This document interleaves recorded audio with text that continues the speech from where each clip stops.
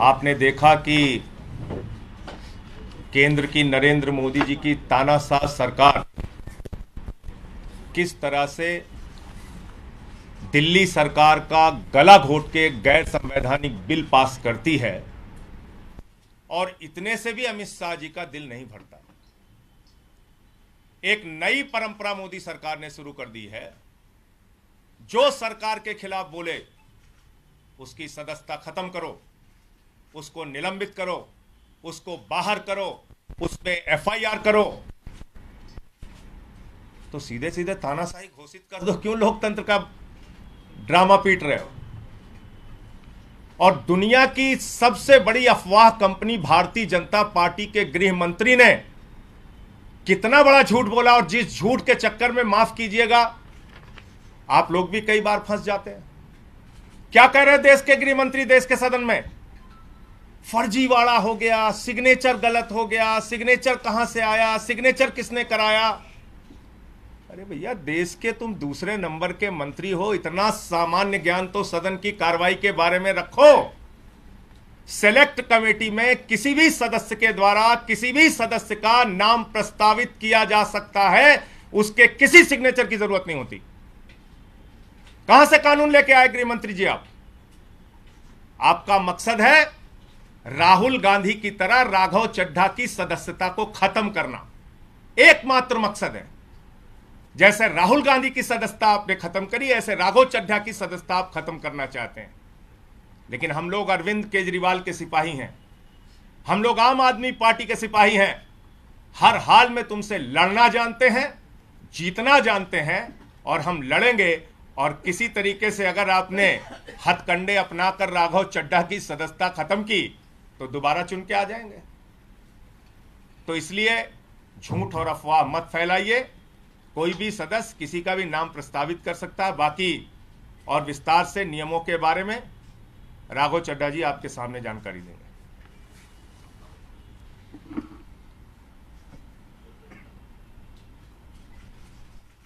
BJP का मूल मंत्र है, repeat a lie 1000 times and it becomes the truth. एक असत्य को, झूठ को 1000 बार बोलो और 1000 बार वो सच्चाई में तब्दील हो जाएगा। इस मंत्र के तहत मेरे खिलाफ एक दुष्प्रचार और एक प्रोपेगेंडा शुरू किया गया कि न जाने कौन सा फर्जीवाड़ा हो गया, कौन से जाली दस्तखत हो गए, और इसी के चलते मुझे आज आपके सामने आना पड़ा दूध का दूध और पानी का पानी करने के लिए। अमूमन ये देखा जाता है जब भी किसी सदस्य के खिलाफ विशेषाधिकार समिति कोई कार्रवाई शुरू करती है, यानी कि कमिटी ऑफ प्रिविलेजेस कोई प्रोसीडिंग शुरू करती है, तो वो शख्स उस पर कोई सार्वजनिक बयान नहीं देता, कोई पब्लिक स्टेटमेंट नहीं देता है। लेकिन मेरे को मजबूरन आज भारतीय जनता पार्टी के झूठ का पर्दाफाश करने के लिए आपके सामने आना पड़ा, क्योंकि इतना दुष्प्रचार ये लोग कर रहे हैं। लेकिन मैं आज भी अपने बयान में ना कमिटी ऑफ प्रिविलेजेस के बारे में, ना ऑनरेबल चेयर के बारे में कोई भी बयान दूंगा। मैं सिर्फ रूल, पोजीशन और सच्चाई आपके सामने रखूंगा। पहली चीज तो यह है कि यह रूल बुक है जिसके हिसाब से राज्यसभा चलती है। यह रूल बुक, लाल किताब, इस पे लिखा है rules of procedure and conduct of business in the council of states. इस रूल बुक में जो लिखा है वो मैं आपको बताना चाहता हूं। यह रूल बुक कहती है कि किसी भी समिति के, सिलेक्ट कमिटी के गठन के लिए आप नाम प्रस्तावित करते हैं, कोई भी सांसद नाम प्रस्तावित कर सकता है, और जिस मेंबर का नाम प्रपोज किया जाता है, प्रस्तावित किया जाता है, उस मेंबर का ना साइन चाहिए, ना उस मेंबर का सिग्नेचर चाहिए, ना उस मेंबर का रिटन कंसेंट चाहिए। यानी कि इस रूल की किताब में कहीं नहीं लिखा कि सिलेक्ट कमिटी में किसी भी शख्स का, मेंबर का नाम देने के लिए आपको उस प्रस्तावित, प्रपोज्ड मेंबर की रिटन कंसेंट या सिग्नेचर चाहिए। लेकिन एक झूठा प्रचार फैलाया गया कि फर्जीवाड़ा हो गया साइन का। मैं आपको आगे बताना चाहता हूं कि जब भी सिलेक्ट कमेटी के गठन के लिए नाम प्रस्तावित किए जाते हैं तो ना सिग्नेचर लिए जाते हैं, ना सिग्नेचर जमा किए जाते हैं, ना सिग्नेचर की जरूरत होती है। No signatures are required, no signatures are taken and no signatures are submitted. तो जब किसी का हस्ताक्षर लिया ही नहीं, जब कोई हस्ताक्षर जमा किया ही नहीं, तो यह फर्जी साइन का जो एक अफवाह फैलाई जा रही है, यह सरासर गलत, झूठ और बेबुनियाद है। और यह मैं कानून की पोजीशन के हिसाब से बता रहा हूं। और मैं आज इस मंच से बीजेपी के नेताओं को चुनौती देता हूं कि वो कागज लेकर आए मेरे सामने, show me that piece of paper जिसपे ये दस्तखत है। जब कोई दस्तखत है ही नहीं, जब सिग्नेचर होता ही नहीं, तो फर्जी सिग्नेचर की बात कहां से आ गई? मैं चुनौती देता हूं आज बीजेपी को। आप तो इतनी बड़ी पार्टी है, इतनी शक्तिशाली, इतनी ताकतवर सरकार है आपकी, वो कागज दिखाओ मुझे जहां पर हस्ताक्षर है। चुनौती देता हूं मैं आपको। अगर आप कह रहे हैं मैंने कोई कागज जमा किया है जिसमें गलत तरीके से किसी के साइन किए गए हैं, तो वो कागज लेकर आओ। मैं आपको चुनौती देता हूं आज। साथियों, मैं आपको आगे बताना चाहूंगा कि बीजेपी के अज्ञान का, उनके इग्नोरेंस का तो मेरे पास कोई इलाज नहीं है, लेकिन प्रोसेस ये होता है कि जब भी कोई विवादित कंट्रोवर्शियल बिल सदन के भीतर आता है तो एक समिति गठन की एक प्रक्रिया बताई गई है कि अगर कोई मेंबर चाहे कि इस बिल पर मतदान ना हो, इस बिल पर और चर्चा हो और इस बिल में क्या चेंजेस किए जाएं वो बताए जाएं, उसके लिए एक समिति का गठन किया जाए। उस समिति में कुछ नाम प्रस्तावित किए जाते और जिस शख्स को उस समिति में नहीं रहना, वो अपना नाम विड्रॉ कर लेता है। ये प्रपोजल है, ये प्रस्ताव है, किसी को जर जबरदस्ती नहीं बिठा दिया। मैं आपको एक बहुत सरल एग्जाम्पल के माध्यम से ये समझाना चाहूंगा और आप सब वो मेरी बात समझ जाए। मान लीजिए कि मेरा जन्मदिन, मैं अपनी जन्मदिन की दावत देता हूं, एक बर्थडे पार्टी आयोजित करता हूं। अपनी बर्थडे पार्टी में मैं 10 लोगों को न्योता देता हूं आने के लिए। 10 में से 8 लोग मेरा न्योता स्वीकार लेते हैं, आ जाते हैं। 2 लोग मेरा न्योता नहीं स्वीकारते, उल्टा मुझे कहते हैं तुम्हारी हिम्मत कैसे हुई हमें न्योता देने की, तुम्हारी हिम्मत कैसे हो गई, मजाल कैसे होगी कि तुमने हमें अपने जन्मदिन का न्योता दे दिया। ये वही बात है, मैंने तो समिति में शामिल करने के लिए न्योता दिया, कोई हस्ताक्षर थोड़ी दिया। लेकिन वो 2 लोग मुझसे खफा हो गए। मैं आपको दूसरे तरीके से समझाने का प्रयास करता हूं। आज इस प्रेस कॉन्फ्रेंस में इतने सारे पत्रकार आए हैं, मैंने अपनी पार्टी को 10 पत्रकारों का नाम प्रस्तावित किया कि इन 10 पत्रकारों को आप आज की प्रेस कॉन्फ्रेंस में बुला लीजिएगा, मैं मीडिया से संवाद करना चाहता हूं। 10 में से 8 पत्रकार आ गए, 2 पत्रकार नहीं आए, और जो 2 पत्रकार नहीं आए वो कहते हैं इनकी हिम्मत कैसे हुई हमें न्योता देने का प्रेस कॉन्फ्रेंस का। 2 पत्रकार नाराज हो गए। ये साफ तौर पे इस समस्या का एक सरल सा एग्जाम्पल है। मैं ये बात रखना चाहता हूं कि जो मेरे खिलाफ कंप्लेंट्स दर्ज हुई, जिस मामले को कमिटी ऑफ प्रिविलेजेस को रेफर करा गया, उसका ये पार्लियामेंट्री बुलेटिन है, सरकारी डॉक्यूमेंट है। मैं आज बहुत सबूत लाया हूं दिखाने के लिए आप सबको, ताकि दूध का दूध और पानी का पानी हो जाए। ये पार्लियामेंट्री बुलेटिन है जिसके तहत मेरे खिलाफ जो कंप्लेंट्स आई उसे विशेषाधिकार समिति को विचार के लिए भेजा गया। इस पूरी पार्लियामेंट्री बुलेटिन में कहीं भी फर्जीवाड़ा, फोर्जरी, फोर्ज्ड साइन, सिग्नेचर, हस्ताक्षर, किसी भी शब्द का प्रयोग नहीं किया गया। सिर्फ इतना बोला गया कि इसकी जांच करके बताइए। अगर कोई फोर्जरी होती, कोई फर्जीवाड़ा होता, सिग्नेचर शब्द का प्रयोग तो कम से कम किया गया होता इस पार्लियामेंट्री बुलेटिन में। यह सरकारी दस्तावेज है राज्यसभा सेक्रेटेरिएट का, इसमें भी कहीं जिक्र नहीं किया गया। इसलिए नहीं किया गया क्योंकि जब साइन है ही नहीं तो साइन आएंगे कहां से। लेकिन भारतीय जनता पार्टी के झूठ का मुकाबला करना आसान नहीं है, इसलिए आज आपके सामने आकर यह बात रखनी पड़ी। और जहां तक विशेषाधिकार समिति का प्रोसीडिंग्स का मामला है, प्रिविलेज कमेटी का मामला है, इस देश के कई बड़े नेताओं के खिलाफ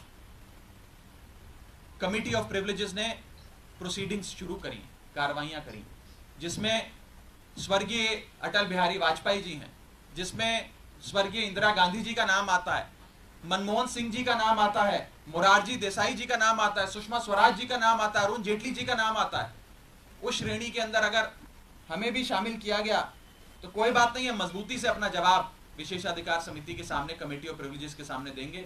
मैं शहीद आजम भगत सिंह की धरती से आता हूं और पूरी न्याय की लड़ाई लड़ूंगा और मेरा विश्वास है कि कमेटी ऑफ प्रिविलेजेस अंत में दूध का दूध और पानी का पानी कर कर न्याय अवश्य करेगी। यह बात थी कि क्या हुआ। अब मैं आपको संक्षेप में यह बताना चाहता हूं, यह हुआ क्यों, यह विवाद कहां से खड़ा हुआ, ये क्यों इतनी अफवाह फैली। ये इसलिए फैली क्योंकि सोमवार दोपहर को सदन के अंदर आम आदमी पार्टी की ओर से मैंने पूरी मजबूती से दिल्ली के अध्यादेश पर अपना वक्तव्य दिया और उसके ठीक 6 घंटे बाद मेरे खिलाफ बीजेपी ने यह आरोप लगाने शुरू कर दिए। इनको दिक्कत यह नहीं है कि मैंने नाम प्रस्तावित करे, इनको प्रॉब्लम यह नहीं है कि मैंने किसी कमेटी के गठन के लिए कुछ एमपीज के नाम दे दिए। इन्हें दिक्कत यह है कि एक 34 साल के युवा ने हमें खड़े होकर ललकारा कैसे, एक युवा ने हमसे मजबूती से सवाल कैसे पूछे और कैसे इस सुपारी जितनी पार्टी, जैसा कि गृह मंत्री जी कहते हैं, इस सुपारी जितनी पार्टी के एक युवा सांसद ने दुनिया की सबसे बड़ी पार्टी के सबसे बड़े नेताओं से देश के सबसे बड़े सदन में खड़े होकर सवाल कैसे पूछे। इन्हें दर्द इस बात का है। हमने अपने वक्तव्य में बीजेपी के पुराने मैनिफेस्टो दिखाकर उनके डबल स्टैंडर्ड्स को एक्सपोज किया, दिल्ली वालों के लिए न्याय मांगा, यहां तक कि लाल कृष्ण आडवाणी जी और स्वर्गीय वाजपेयी जी के लिए न्याय मांगा। यह दर्द शायद बीजेपी को सता रहा है, जिसके चलते आज वो मेरे खिलाफ कंप्लेंट्स कर रहे हैं। ये लोग मेरे पीछे पड़ गए, बीजेपी पूरी तरीके से मेरे पीछे है। मैं आपको बताना चाहूंगा कि इस हफ्ते के ये दूसरा नोटिस कमेटी ऑफ प्रिविलेजेस का मुझे आया है। It is the second time कि मुझे किसी विषय में कमेटी ऑफ प्रिविलेजेस ने नोटिस दिया हो एक ही हफ्ते में। शायद ही इतिहास में कभी आज से पहले ऐसा हुआ हो। और मैं ये बताना चाहता हूं कि आज के समय हर संभव प्रयास किया जा रहा है कि विपक्ष की आवाज को दबाया जाए। जैसे राहुल गांधी जी की मेंबरशिप छीन ली, हमारे 2 सांसद संजय सिंह जी, सुशील कुमार रिंकू जी, दोनों को सस्पेंड कर दिया, लीडर ऑफ ऑपोजिशन का माइक ऑफ किया जाता है। अगर कोई विपक्ष का साथी खड़े होकर अपनी बात रखता है तो सदन के अंदर खड़े मंत्री उन्हें धमकी देते हैं कि तुम्हारे घर इन्फोर्समेंट डायरेक्टरेट आ जाएगी, सीबीआई आ जाएगी, बैठ जाओ चुप करके। इस प्रकार से एक अघोषित आपातकाल लगाने का प्रयास बीजेपी इस देश में कर रही है और उनका यही मकसद होगा शायद कि मेरी आवाज को भी दबाया जाए। लेकिन मैं कहना चाहता हूं कि ये युवा आवाज है, अरविंद केजरीवाल की एक सिपाही की आवाज है, ये आवाज दबने वाली नहीं है। आप कार्रवाइयां मेरे खिलाफ जितनी मर्जी करिए, आरोप जितने मर्जी लगाइए, लेकिन ये आवाज ना दबेगी ना बंद होगी। और अंत में मैं हाथ जोड़कर बस इतनी विनती करना चाहूंगा आप सब मीडिया के साथियों से कि ये जो आप लगातार पिछले 3 दिन से बीजेपी के झांसे में आकर ये चला रहे हैं कि कोई फर्जीवाड़ा हो गया, फोर्ज सिग्नेचर हैं, मेरा आपसे हाथ जोड़कर निवेदन है कि इस प्रकार की झूठी खबरें ना चलाएं। मैं आपसे कहना चाहूंगा कि आप सच दिखाएं।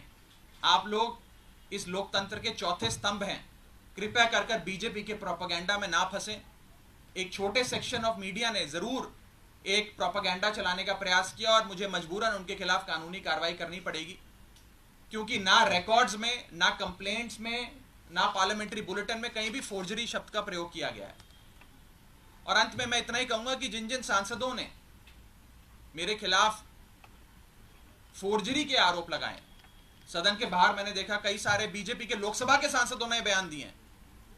राज्यसभा के तो शायद किसी सांसद ने नहीं दिए, लेकिन लोकसभा के कुछ सांसदों ने मेरे खिलाफ ये बयान दिए हैं। मुझे उनके खिलाफ भी मजबूरन कमेटी ऑफ प्रिविलेजेस में न्याय मांगने के लिए जाना पड़ेगा, उनके खिलाफ भी कंप्लेंट दर्ज करनी पड़ेगी और कोर्ट के बाहर भी, पार्लियामेंट के बाहर भी, न्यायपालिका में भी न्याय की गुहार लगानी पड़ेगी। और मैं हर संभव लड़ाई के लिए तैयार हूं। मैं बीजेपी से डरता नहीं और ना डरने वाला हूं। बहुत बहुत शुक्रिया।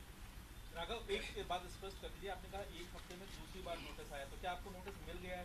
कल तक ये नहीं, अभी मुझे आज का जो विषय है, इस विषय पर मुझे नोटिस नहीं मिला है। जब आएगा नोटिस तो मैं पूरी मजबूती से इफेक्टिवली कॉम्प्रिहेंसिवली उसका जवाब दूंगा। लेकिन पुराने वाले एक मसले पे मुझे एक नोटिस प्राप्त हुआ है, सोमवार को प्राप्त हुआ है, और मैं उसका जवाब जरूर दूंगा। रूल बुक ये कहती है कि बातचीत करके भी कंसेंट लेना होता है कि आप देखिए, सांसदों का नाम लिख रहे हैं, क्या रूल बुक ऐसा कहती है? मैं इतना बस कहना चाहूंगा कि क्योंकि अब ये मामला विशेषाधिकार समिति के विचाराधीन है, इसकी निटी ग्रिटीज में जाकर किससे क्या बात हुई, किसने क्या कहा, मैं उस पर बिल्कुल कोई टिप्पणी नहीं करना चाहूंगा, क्योंकि ये उचित नहीं होता है।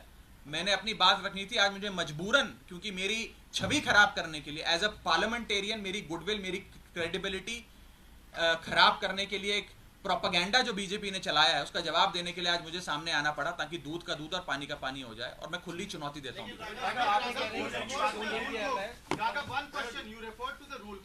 Susmit Patra of the BJT also referred to a rule book on the floor of the बिल्कुल House. ठीक। saying सारे that जवाब was अब not taken. सारे जवाब अब विशेषाधिकार समिति के सामने दिए गए।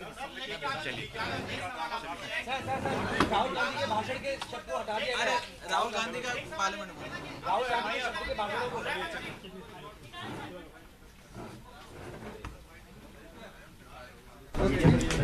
संजय जी